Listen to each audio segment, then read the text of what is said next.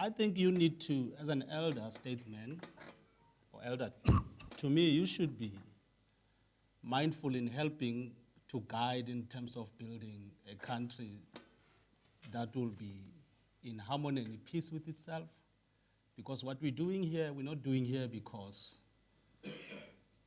we hate white people. It's precisely because we love white people, but we love South Africa even more. That's why we need to sit and think about what should be the solution for the betterment of our country.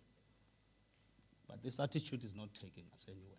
The BMF will stop calling itself Black Management Forum the day the demographics of South Africa are reflected in a working place, in institution, in every aspect that we find in human society. It does not shock any of us when we go to China, to India, to Kenya, and we find that their institutions are run by Chinese, Kenyan, and Indians, respectively, and it's acceptable. So why is it unacceptable for me to be in charge of the country or institutions within the country of my birth and of my origin?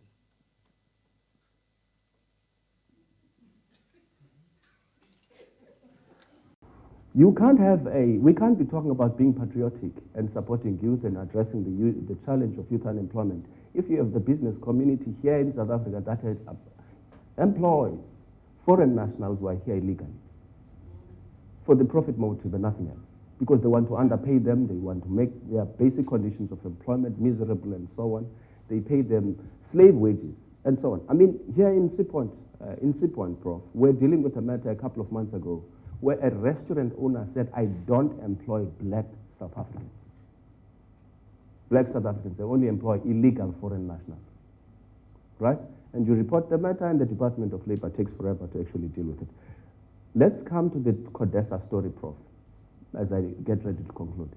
Yes, indeed there was a settlement, but nothing can be cast in stone.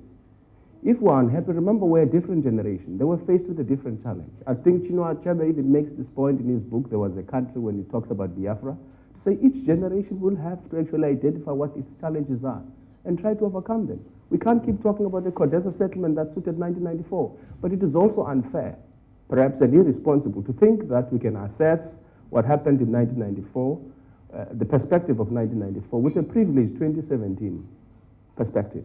It makes us a bad student because you don't do contextual analysis, which is basic. So we must understand what were the contextual issues and what we need to address now. What are those challenges? Prof, there's this issue which is very important. I think there was a question which was asked earlier to say, why are these political parties then getting advice on common sense? It's because in Parliament, I've said it before, the challenge we have is that we deal with our nation's challenges less according to national interest and more according to narrow partisan interests and vote maximization at all costs. And mostly there according to the primitive doctrine that might is right. Then you lose sight of what the interests of the country are. You lose sight of why you were sent in Parliament if you're going to fight about those issues. Then you are going to get even Claudi to come and advise you on common sense. That's the problem. So South Africa, in recent history, has already had one episode of radical economic transformation. That was the end of apartheid. So what's the difference then between that radical economic transformation and the call now? Which comes back to what you were saying. What exactly do we mean, or at least in my own perspective, what do I mean by transformation? To me, transformation is social justice. Now, then that comes back to self-regulation. If you're expecting companies then to engage in social justice by promoting previously disadvantaged, skilled people inside their companies, it presupposes that they are willing to then actually say, well, that means I've perpetuated an injustice in the past. Most South African companies are not willing to do so, and even at the TLC, we're not called to do so. So by vast majority in South African companies have pretty much got away with social injustice for decades. Now, coming back to what you were saying with the end of apartheid into the new democratic state, did they inherit corruption? Not per se, but they did inherit a system of corruption, which is not unique to South Africa. It's actually a very normal developmental stage. Countries, as they develop from some form of autocratic rule, which in our particular case was apartheid, moving through to a parliamentary or presidential, fully democratic state, go through a level that's called clientelism. Clientelism is where you get your benefit by being a party card holder. That's what we've had. We had it under the apartheid system if you belong to the Nationalist Party. We've got it now if you belong to the ANC. It's a normal developmental path. Unfortunately, it's hugely detrimental to economic growth.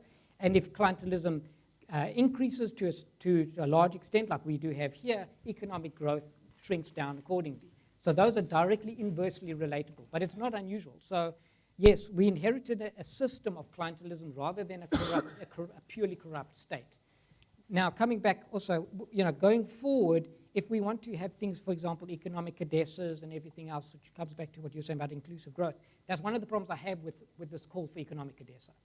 Because essentially what it is we have people that are already on the inside, who already have assets, they have equity, they have power, but it does, what ability or what right do they have to speak for those that are still perpetuating and living under the circumstances of social injustice? Who exactly is going to represent them?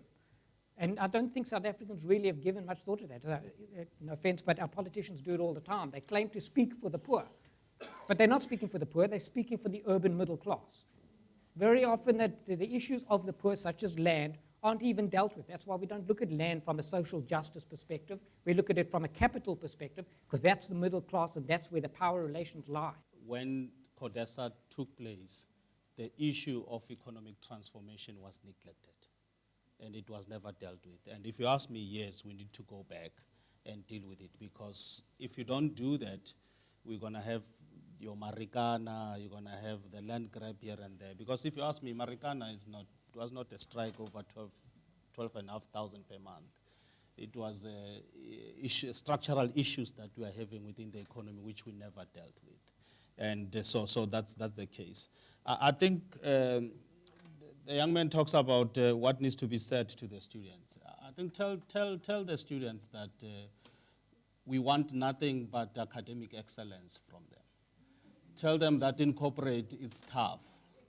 We want people who have proven themselves academically, and it's becoming even difficult for people to come and be able to compete. But corporate sector is prepared for them to come and make a contribution, because we cannot do without skills. And we don't have to help ourselves, but to expand and grow the economy. So we need qualified, highly learned individuals who are disciplined and focused in terms of what needs to happen.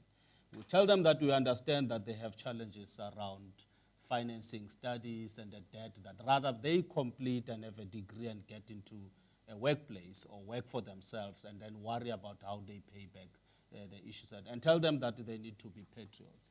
Tell them to be respectful to adults. They must not punch elders while they have to make a point. And tell them that they must not destroy properties.